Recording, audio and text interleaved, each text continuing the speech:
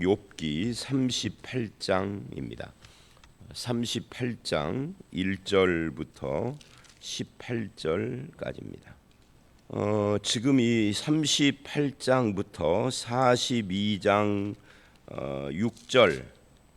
6절까지 이거는 이제 하나님의 독백입니다. 바로 앞에 엘리후의 독백이 나왔었죠.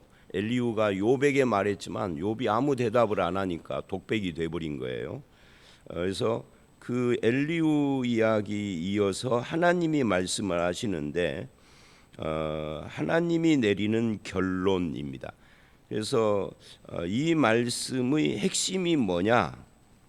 이 길게 하나님께서 말씀하시는데 무엇을 말하고자 하느냐 할 때 이건 이제 하나님의 주권에 대한 이야기를 합니다. 하나님은 무엇이든지 할 수 있는 분이다. 그걸 말하는 거죠. 이 무엇이든지라는 것은 만들기도 하시고 깨뜨리기도 하시고 심기도 하시고 뽑기도 하시고 뭐든지 하실 수 있는 분이다. 그것을 우리 인간에게 적용을 하면 하나님은 우리에게 복을 주실 수도 있지만 고난도 주실 수 있는 것이다. 그런 하나님의 주권에 대한 이야기를 하고 있는 겁니다. 왜 복을 주시며 왜 고난을 주시는가? 그건 이제 하나님만 아시는 하나님의 영역이겠죠. 그런 이야기인데요. 이제 욥기를 좀 정리를 해 보면 이 38장과 39장은 그런 의미에서 질문하시는 하나님에 대한 이야기예요. 이 40장 부터 42장은 거기도 질문하시는 하나님인데 폭풍 가운데서 질문하시는 하나님이 폭풍 가운데서가 나오죠. 어쨌든 질문하시는 하나님인데 욥기는 여러분이 이제 정리해 보면 1장 2장에 욥이 엄청난 고난 앞에서도 주신 자도 하나님이시요 취하신 자도 하나님이시니 찬양 받으소서라는 이 장면으로 욥기를 시작을 합니다. 사실은 이것이 욥기의 주제와 같은 것이죠. 주신 자도 하나님, 취하신 자도 하나님. 근데 사탄이 시험을 합니다. 인간의 신앙이 행복을 전제하지 않고도 가능하냐? 하나님이 울타리가 되어준다라는 걸 전제하지 않고도 하나님을 인정할 수 있느냐? 이게 이제 이 사탄이 하나님께 제의하는 것이죠. 그래서 하나님이 허락을 했어요. 한번 시험해봐라. 욥은 그것 때문에 흔들리지 않을 걸 하고. 그런데 욥이 이제 그런 사탄의 시험을 2장까지는 잘 견뎠어요. 정말 하나님의 말씀처럼 욥은 하나님이 그 울타리가 되지 않아 주셔도 그 울타리를 치웠어도 여전히 하나님 앞에 주신 자도 하나님, 취한 자도 하나님. 이 주신 자도 취한 자도 이게 뭐예요? 그게 주권이죠. 아까 말한 주신 자, 복을 주신 분도 하나님이고 취한 자, 그건 데려가신 복을 거두어 가신 분도 하나님이시고 나는 하나님을 찬양합니다. 이게 원래 욥의 신앙이었어요. 근데 3장에 새 친구가 등장하면서 욥이 살짝 흔들리기 시작을 해요.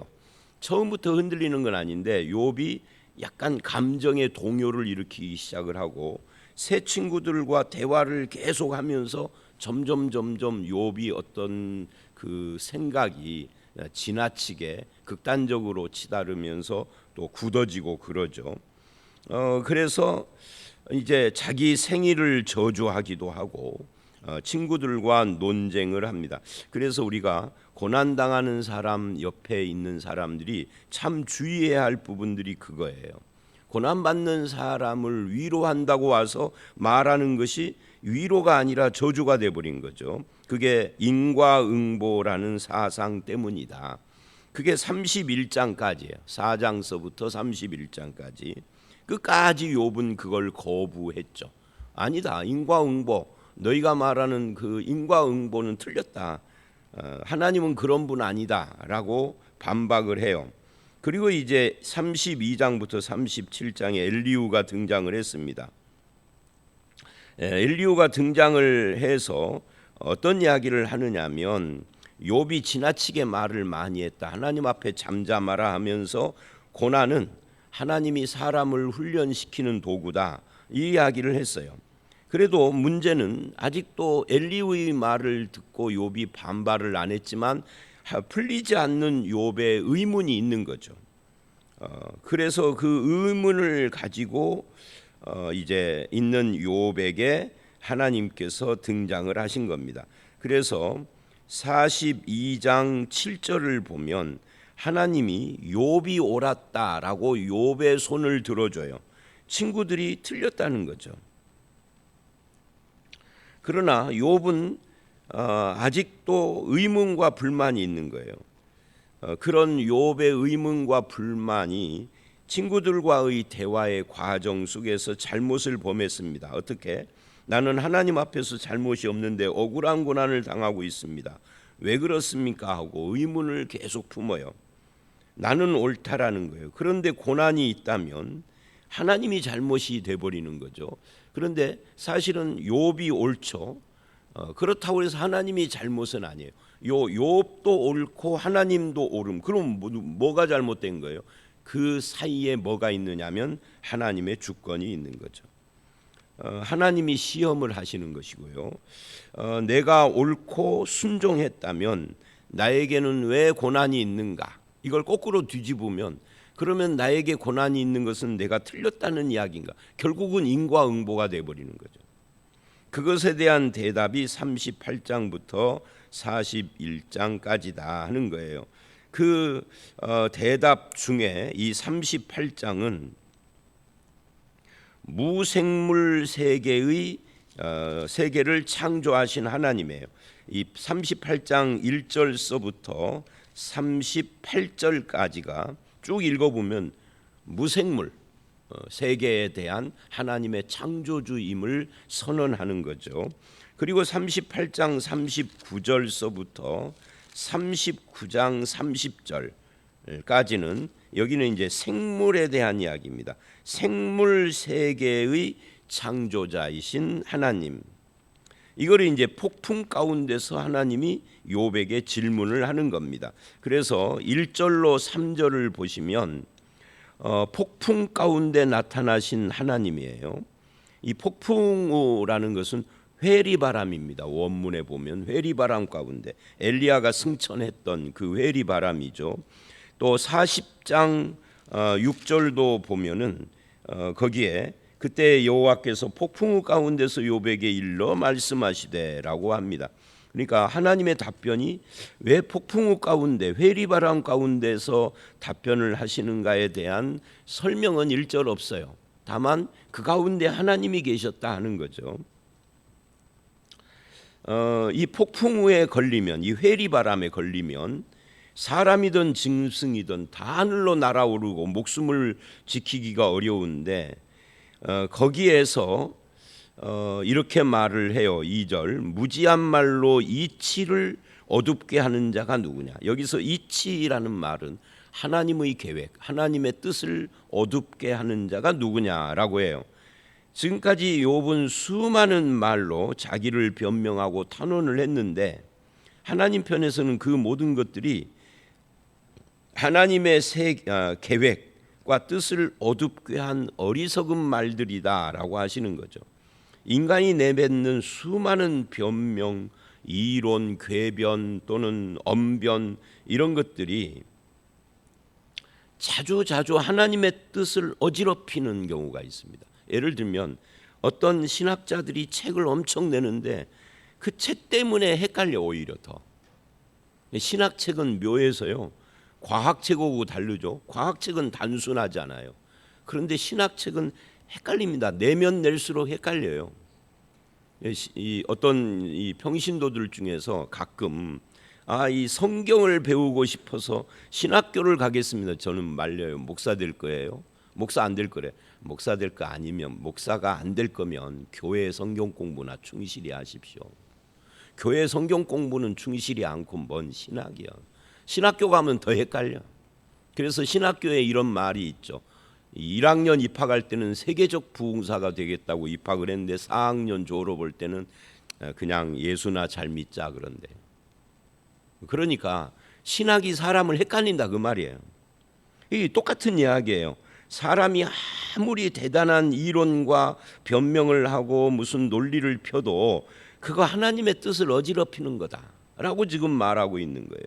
그래서 우리가 좀 겸손해야 할 필요가 있죠. 그래서 그러므로 하나님께 대답하려면 3절 욥은 전쟁터에 나가는 군인처럼 뭐 해야 돼요? 용감하지 않으면 안 되는 거죠. 왜? 자칫 내 입술로 하나님의 이치를 어지럽히는 자가 될 수도 있으니까. 이게 3절까지 이야기를 하고 4절서부터 38절까지 아니 41장 끝까지는 폭풍우 가운데서 여러분 이거 어떤 사람이 다 세워봤대요. 몇 개의 질문을 쏟아내는가에 대해서 저는 안 세워봤어요. 71개의 질문을 쏟아내시 하나님이. 야, 이 대단하죠. 즉 욥의 질문, 의문에 대한 그 하나님의 대답이 질문을 역질문을 71개를 하는 거예요. 이게 이해가 되지 않죠. 왜냐하면 욥의 질문이나 욥의 문제와는 아무 관계없는 역질문을 하시기 때문이에요. 그 역질문의 내용이 주로 창조하고 관계가 돼요. 욥이 당한 고통에 대해서는 한 말씀도 안 해요. 그런데 창조 세계에 대한 질문을 계속 하는데 결론이 뭐냐면 욥이 해결이 돼. 그러니까 욥의 진정한 문제는 고난 자체가 아니었다는 거예요. 그래서 창조주 하나님을 71개의 질문으로 쏟아내는데 욥이 이제 알았습니다 하고 손을 들어요. 왜 그럴까요? 욥의 고통은 이유를 밝힐 수 없기 때문이죠. 우리가 1장에서 봤잖아요. 사탄이 욥을 시험하는데 하나님을 허용해요. 욥은 모르지만 이유를 알 수 없는 거죠. 인간의 입장에서. 그리고 우리 인생도 모든 것이 다 이유가 있는 건 아니에요. 이유가 없는 것들이 훨씬 더 많아. 왜 하필이면 오늘 비가 오죠? 우리가 어떻게 알아요 그거를? 기상청은 알까요? 어떻게 알아요? 기상청은 비 온다만 아는 거지 왜 하필이면 오늘이냐는 거. 어제가 아니고 내일이 아니고. 우린 몰라요 그거. 그러니까 이해할 수 없는, 이것이 자연만 그러는 것이 아니라 인생의 고통과 행복도 우리가 이해할 수가 없습니다. 다 안다라고 말하는 건 교만이에요. 거기에 하나님의 신비한 뜻이 숨겨져 있고 하나님만 아는 비밀이 있고 우리는 그것을 인정을 해야 한다 그 말이죠.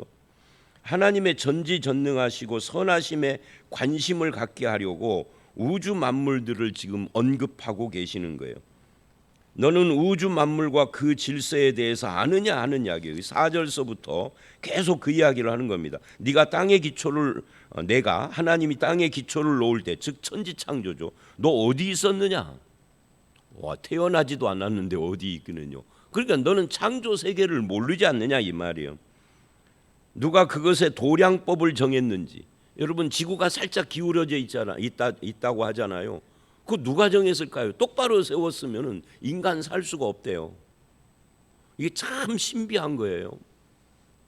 태양과의 거리가 조금만 가까우면 사람이 살 수가 없답니다. 조금만 멀면 그래도 사람이 살 수 없대요. 이걸 뭐라고 하느냐면 과학자들이 미세 조종이라고 그래요. 미세 조정을 누가 했을까요? 우연히? 진화론적으로? 아니요, 하나님이. 그때 그 도량법 정할 때 너 있었느냐? 없었죠. 태어나지도 않았는데. 누가 그 줄을 그것 위에 띄웠는지 네가 아느냐? 그것의 주추는 무엇이에? 지구의 주추는 무엇 위에다가 세웠을까요? 옛날 사람들이 만유인력의 법칙, 인력을 알았을까요? 몰랐죠. 그럼 그 인력을 만드신 분은 누굴까요? 저절로? 글쎄요, 이 진화론이 말하는 저절로가 모든 것의 해답일까? 모르죠. 인간은요, 이 질문 앞에, 하나님의 질문 앞에 전부 다 모릅니다. 새벽별들이 기뻐 노래하며 하나님의 아들들이 다 기뻐 소리를 질렀다는 7절 같은 이런 표현은 문자 그대로 읽으면 안 되죠. 이 지혜문학이라고 어제 말했죠. 지혜문학은 단어 하나 문자 그대로를 읽으면 안 돼요. 지금 뭘 말하려고 하는 것 전체적인 줄거리를 봐야 하는데 결국 하나님의 주권을 말하는 겁니다. 새벽별들이 뭐 어떻게 노래를 했겠어요. 시적인 표현이고 지혜적인 표현이. 바다가 모태에서 터져 나올 때 바다에 모태가 어디 있어요? 하나님이 만드셨지. 근데 그걸 모태에서 터져 나왔대요. 시적인 표현입니다. 문으로 그것을 가둔 자가, 여러분 태평양에 문이 있나요? 문으로 가뒀다고 그러는데 이 표현을 문자대로 읽으면 안 된다. 전부 다 하나님의 창조를 이야기를 해요. 바다를 만드신 분, 바다의 한계를 정하신 분, 왜 바다가 부안 앞바다를 넘어서 전주까지 못 오게 하셨는지 그거 누가 정했어요? 하나님이. 뭐 과학자들은 뭐 지각의 변동으로 뭐가 어쩌고 저쩌고 하지만 지각의 변동을 일으키고 뭐 이런 수단으로 창조하신 분이 하나님이에요. 이 창세기 1장에 나오죠. 파도가 넘어가지 못하게 한 것도 하나님이시다. 11절 12절 내가 너의 날에 아침에게 명령하였느냐. 새벽에게 그 자리를, 여러분 조금 있으면, 지금이 새벽인데 조금 있으면 해 뜨잖아요. 이거 누가 명령을 했느냐? 욥 네가 했냐? 아니죠. 하나님이 말씀으로 이루셨다. 자, 이런 이야기가 지금 39장 끝까지 쭉 계속되는 겁니다. 뭐 40장도 마찬가지지만 이제 전지전능하신 창조주 하나님을 이야기를 하는 거예요. 너는 그 우주 만물과 그 질서를 아느냐? 모르죠.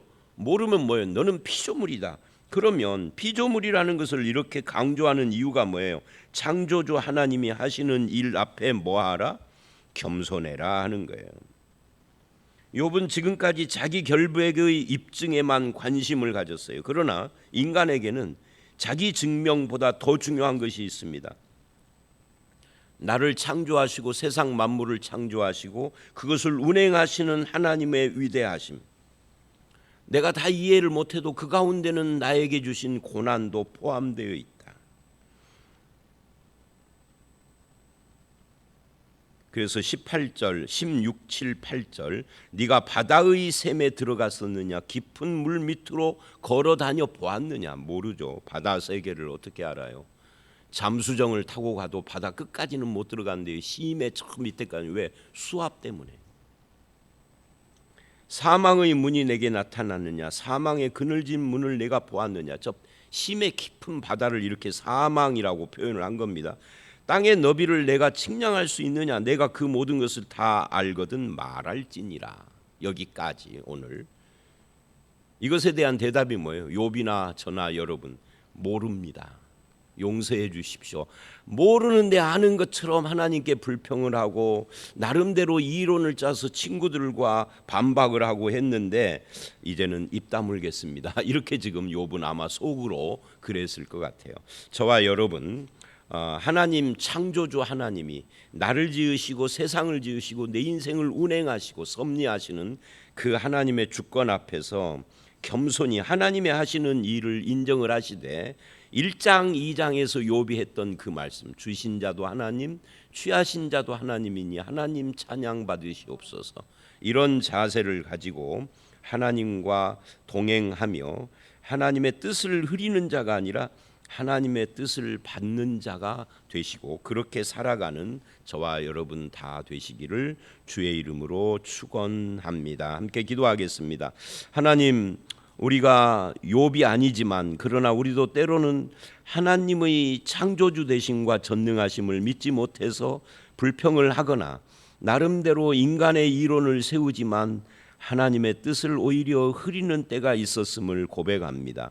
이제는 창조주요 전지전능하신 하나님 앞에서 겸손하게 하시고 내 인생을 만드시고 이끄시는 하나님의 손길을 따라 믿음으로 살아가는 저희들이 되게 해 주시옵소서. 예수님 이름으로 기도드려 싸움나이다. 아멘.